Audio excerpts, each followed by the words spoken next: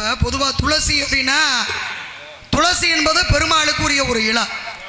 அதே மாதிரி சிவனுக்கு அப்படின்னா வில்வ இலை. ஆனால் அம்மன், அதுவும் குறிப்பாக மாரியம்மன், மந்தையம்மன், முத்தாளம்மன், அது எந்த ஒரு தெய்வமாக பெண் தெய்வமாக இருந்தால் பொதுவாக அம்பாளுக்கு உரிய இலை எது அப்படின்னாலே நம்ம என்ன சொல்லுவோம்? வேப்ப இலை. ஏன் வேப்ப இலை அம்பாளுக்கு உரியது? முதல்ல எத்தனையோ மரம்லாம் இருக்குது, ஆனால் வேப்ப மரம் மட்டும் ஏன் அவ்வளோ கசக்குது? இலை கசக்குது, காய் கசக்கு, அதனுடைய கசப்பினுடைய தன்மை. இன்னைக்கு நம்ம பார்த்தோம்னா மருத்துவத்திற்கு வேப்ப இலையோ, வேப்பம் பூவோ, வேப்பம் காயோ, வேப்பம் பழமோ அல்லது வேப்பம் கொட்டையோ, ஏன் வேப்பம் பட்டை, வேப்பம் வேறு, எதுவுமே எல்லாமே பயன் தரக்கூடிய மருத்துவ ரீதியாக எடுத்துக்கிட்டோம் அப்படின்னா அது வேப்ப மரத்தை சேரும். சரி, அப்போ ஆன்மீகத்துக்கும் பயன்படும், மருத்துவத்துக்கும் பயன்படும். இவ்வளவு கசப்பா இருக்கு. இப்படிப்பட்ட வேப்ப மரம் இந்த பூமிக்கு வந்ததுக்கு ஒரு கதை இருக்கு. என்ன அப்படின்னீங்கன்னா, தெய்வலோகத்தில் ஏன் கைலையில அப்படி வச்சுக்கிறோம். அப்போ அந்த கைலையிலே சிவனுக்கும் பார்வதிக்கும் ஒரு சின்ன சண்டை. அவங்களுக்கு தான் அடிக்கடி சண்டை வருமே. அவங்க ரெண்டு பேத்துக்கு சண்டை வந்தால் தானே இந்த உலக மக்களுக்கெல்லாம் ஏதாவது ஒரு நன்மை நடக்கும். அப்படி சண்டை வரும்போது பார்வதி அம்மா சிவனை விட்டு பிரிஞ்சு போயிடுறாங்க, பூமிக்கு வந்துடுறாங்க. வந்து சிவனை நோக்கி தவம் பண்ணிக்கிட்டு இருக்காங்க. அப்படி தவம் பண்ணிக்கிட்டு இருக்கும்போது பார்வதியை பிரிந்த சிவன் மிகவும் சோகமா கையில இருக்கார். அப்ப தேவலோகத்துல ஆடி அப்படின்னு ஒரு பெண்ணு, ஆடின்னு மாசம் இருக்குல்ல, அது மாதிரி ஆடின்னு ஒரு பெண்ணு. இந்த ஆடின்ற பெண்ணு பெரிய சிவபக்தை. இவ என்ன பண்ற, சிவன் மேல ரொம்ப அன்பு, ரொம்ப பாசம், ரொம்ப பக்தி அதிகம். இந்த பெண்ணு ரொம்ப வருத்தப்படுறா. என்ன வருத்தப்படுறா? அம்மா பார்வதி இல்லை, சிவபெருமான் தனியா இருக்காரு, என்ன பண்றது, அவரை யாரு பார்த்துக்குவா அப்படின்னு இந்த பெண்ணுக்கு வருத்தம். அவரே ஆதியும் மந்தமும் இல்லாத அருள் ஜோதி. ஆனா அன்பு அப்படின்றது இறைவன் மேல இருந்துச்சு அப்படின்னா அதுக்கு பேதம் இல்லை இல்லையா? அப்ப இந்த பெண்ணு அன்பால என்ன பண்ணுனா, சிவனை பார்த்துக்கணும் அப்படின்ற எண்ணத்தோடு பார்வதி மாதிரி உருவம் மாறி கையில போயிடுறான். பார்வதி உருவத்துல கையில இருந்த உடனே சிவன் அப்படி வர்றாரு. அப்படி வந்து படகன் பார்த்தார். அப்படி உற்று ஒரு கணம் அப்படின்னு பார்த்த உடனே பார்வதி தானோ அப்படின்னு நினைச்சிட்டார். நினைச்ச அருகணம் புரிஞ்சு போச்சு அவங்க இல்லை அப்படின்னு. அப்ப கோவப்படுறார். கோவப்பட்டு என்னுடைய மனைவி வடிவத்திலே நீ எப்படி இங்கே வரலாம் அப்படின்னு சொல்லி சூலாயுதத்தை எடுத்து அந்த பெண்ணை அப்படி வதம் செய்ய போறார்.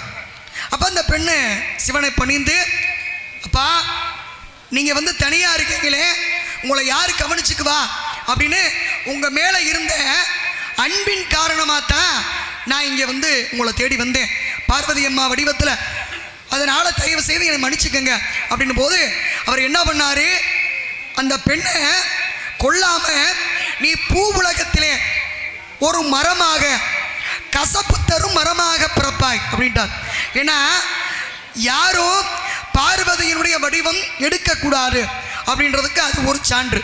அப்போ அந்த அம்மா சொன்னாங்களா, சரி நீங்கள் சொல்கிற மாதிரி நான் பூலோகத்திலே மரமாகவே இருக்கேன், ஆனால் எனக்குன்னு ஏதாவது ஒரு புனிதம், ஒரு மரியாதை நீங்கள் தரணும் அப்படின்னு போது அப்போ தான் சிவன் சொன்னாரா, என்னுடைய மனைவி உருவத்தில் நீ வந்ததுனால உன் மேலே எனக்கு கோபம் இருந்தாலும், என் மேலே நீ வச்சிருக்க அன்பாலும், என் மனைவி மேலே நீ வச்சிருக்க மரியாதையாலையும், நீ பூ உலகிலே கசப்பு தரும் மரமாக இருந்தாலும் என் மனைவிக்கு உரிய மரமாக இருப்பாய் அப்படின்னார். அதனால தான் சிவனுடைய மனைவியான பார்வதி இந்த பூ உலகத்திலே எத்தனையோ அவதாரம், மாரியாக, காளியாக, மந்தையம்மனாக எத்தனை உருவத்தில் இருந்தாலும் அத்தனை உருவத்திற்கும் உகந்த மரமாக, உகந்த இலையாக அந்த ஆடி அப்படின்ற பெண்ணு வேப்ப மரமாக இன்றைக்கும் பூ உலகிலே வாசம் செய்கிறார். அப்ப வேப்ப மரம் அப்படின்றது ஒன்று உருவானது தெய்வலோகத்தில் இருந்த ஆடி என்ற பெண்ணால் உருவானது. அதனாலதான் 12 மாதங்களிலே பார்வதிக்கு உரிய மாதம் ஆடி மாதம். ஏன் அந்த பெண்ணோட பேராலேயே 12 மாதத்திலே ஆடி மாதம் அப்படின்ற பெயர் வந்தது. அப்போ இப்படி ஒவ்வொன்றுக்கும் ஒவ்வொரு காரணங்கள், புராண ஆன்மீக வரலாறுகள் உண்டு. ஏன்னா திண்டுக்கல் அப்படின்னோன்னா பொதுவாக நம்முடைய கோட்டை மாரியம்மனுடைய கோவில் அப்படின்றது பெருமை. கோட்டை கட்டினவர் யார் அப்படின்னா முத்து வீரப்ப நாயக்கர் அவருடைய காலத்திலே கட்டப்பட்டது. பிறகு திப்பு சுல்தான் என்று வரலாறு புகழ்பெற்ற ஒரு ஊர் எது அப்படின்னா அது நம்முடைய திண்டுக்கலை சேரும். அது என்ன திண்டுக்கல் அப்படின்னா நகரத்தின் மையத்தில் திண்டு போன்று அமைந்த கல்லை மலையாக கொண்ட நகரம். அதாவது திண்டு போன்ற மலை கல்லாக இருக்க நகரம். அதனால தான் இந்த ஊருக்கு திண்டுக்கல் அப்படின்னு சொல்லி பெயர். அதே மாதிரி கோட்டை மாரியம்மனுடைய பெருமை அப்படின்னு எடுத்துக்கிட்டோம்னா ஆதி காலத்திலே அந்த கோட்டை வீரர்கள் படை வீரர்கள் தங்களுடைய வீரத்திற்காக பாதுகாப்புக்காக வணங்கப்பட்டது தான் கோட்டை மாரியம்மன். இன்றைக்கு நம்ம எல்லாருமே வணங்கிக்கிட்டு இருக்கோம். அது ஒரு பொதுவான விஷயமா இருந்தாலும் திருவிழா காலத்தில் மாசி திருவிழா இருக்கு இல்லையா, அந்த நேரத்தில் கோட்டை மாரியம்மன் ஒவ்வொரு நாளும் ஒவ்வொரு திருக்கோலத்தில் வருவாங்க. அப்போ ராமருடைய கோலத்திலும் கிருஷ்ணருடைய கோலத்திலும் அம்பாள் வரக்கூடிய ஒரு ஆலயம் எது அப்படின்னா அது நம்ம கோட்டை மாரியம்மனுடைய கோவில். அது மட்டும் இல்லை, பள்ளி கொண்டு அம்பாள் திருவிழாவின் போது வரக்கூடிய ஒரு பெருமையும் நம்ம கோட்டை மாரியம்மனுடைய ஆலயத்திற்கு உண்டு. அதே மாதிரி நம்முடைய திண்டுக்கல் அப்படின்னா நம்ம பழனி நம்ம மாவட்டத்தை சேர்ந்தது தான். இன்றைக்கும் 6 படை வீடுகள் முருகனுக்கு. அந்த 6 படை வீடுகளிலே நவபாசானம் போகரால் செய்யப்பட்ட பழனி இருப்பதும் முருகன் கனிக்காக குவித்து கொண்டு வந்திருந்த திரு ஆவினன் குடி இருப்பதும் ரெண்டுமே இருக்கிறது நம்ம திண்டுக்கல். அப்படியே நம்ம நத்தா அப்படின்னு எடுத்துக்கிட்டோம்னா இப்போ தான் திருவிழா முடிஞ்சு முத்துமாரியம்மன் கோவில். முதல்ல இந்த நத்தம் அப்படின்ற இடத்துக்கு பேர் என்ன அப்படின்னு கேட்டிங்கன்னா இரசை அப்படின்னு பேர். முதல்ல இரசைன்னு தான் பேர். பூரா மழை காடா பசுமையாக இருந்திருக்கு. அப்போ அந்த பகுதியை தொந்து சருகு லிங்கம நாயக்கர் அப்படின்னு ஒரு மன்னர் ஆண்டிருக்கார். இந்த தொந்தி சருகு லிங்கம நாயக்கர் என்ன பண்ணார், காடாக இருந்ததை பூரா செம்மைப்படுத்தி பெரிய தோப்பு தோட்டம் இந்த மாதிரி வச்சு ஒரு நகரம் அமைக்கிறார். அப்படி நகரம் வச்சு வாழும்போது தினமும் இந்த தொந்து சருகு லிங்கம நாயக்கருடைய அரண்மனைக்கு பால் கொண்டு வருவார் ஒருத்தர். அப்படி பால் கொண்டு வரும்போது குறிப்பிட்ட ஒரே ஒரு இடத்துல மட்டும் தட்டி தட்டி அந்த பால் கீழே கொட்டிக்கிட்டே இருந்துச்சு. தினமும் நடக்குது. மன்னர் கேட்குறார், பால் எங்க ஐயா? இந்த மாதிரி அந்த இடத்துல தட்டி விட்டுருது. எந்த இடம்? தினமும் இதே பதில் சொல்றீங்க அப்படின்னு சொல்லிட்டு என்ன பண்ணாரு, மறுநாள் இவருக்கு தெரியாம, யார் பால் கொண்டு வர்றாரு இல்லையா, அவருக்கு தெரியாம இவர் போய் ஒளிச்சு நின்று பார்க்கிறார் ஆளுகளோட. யாரு? மன்னர். பார்த்தா அவர் சொன்னது உண்மைதான். அந்த குறிப்பிட்ட இடத்துல வரும்போது தட்டி விட்டு அந்த பால் கொட்டுது. அப்போ மன்னருக்கு ஏதோ ஒரு சந்தேகம் வந்துருச்சு. ஏன் இந்த இடத்துல மட்டும் இப்படி ஒரு சம்பவம் நடந்துக்கணும் அப்படின்னு சொல்லி என்ன பண்ணாங்களா, அந்த இடத்த அப்படி தோண்டி எடுக்கிறான். அப்படி தோண்டி எடுக்கும்போது என்ன ஆச்சா, அப்படி அந்த ஆயுத கடப்பாறை எடுத்து அப்படி குத்தும் போது பூமியிலிருந்து ரத்தம் அப்படி பீரிட்டு அடிச்சுச்சான். அப்படி ரத்தம் பீரிட்டு அடிக்கும் போது பூமிக்குள்ள இருந்து ரத்தம் வந்தா எப்படி இருக்கும்? படகுன்னு பதட்டத்தில் இருந்த மக்கள்லாம் ரத்தம் அப்படின்னு சொல்றதுக்கு பதிலாக நத்தம் அப்படின்னாங்களாம். இன்னைக்கு கிராமத்தில் ரத்தத்துக்கு நத்தம்னு சொல்றது உண்டு. அப்போ அந்த நத்தம் அப்படின்னு சொன்ன உடனே உள்ள இருந்து ஒரு சிலை எடுத்தாங்களா. அப்படி சிலையை எடுத்து மேலே அந்த அம்மனுடைய சிலையை வச்ச உடனே மாரி அப்படின்ற மழை பெய்தது. ஏன்னா மழைக்கு மாரின்னு பேர் இருக்கு. அப்போ முத்து முத்தாக மாறி பெய்தது. அதனால தான் மக்கள் ரத்தம்னு சொல்றதுக்கு பதிலாக நத்தம்னு சொல்லி உள்ள இருந்து எடுத்து வச்சு அந்த முத்து மாரியம்மனை வணங்குறதுனால அந்த சாமிக்கு இன்னைக்கும் நத்தம் முத்து மாரியம்மன் அப்படின்ற பெயர் வந்தது. அந்த அம்மா உள்ள இருந்து பூமியிலிருந்து உருவான வரலாறு இப்படி ஒரு முக்கியமான ஒரு கதை உண்டு. அப்படிப்பட்ட பெருமைகள் எல்லாம் ஆன்மீகம் எல்லாம் நிறைந்த ஒரு மண்ணு பகுதி எது அப்படின்னா அந்த பெருமை நம்முடைய மண்ணை சேரும் அப்படின்றதை சொல்லிக்கொண்டு, கிருமுடி தாங்கி ஒரு மனதாகி குருவினவே வந்தோ இருவினை தீர்க்கும் எமனையும் திருவடி காண வந்தோ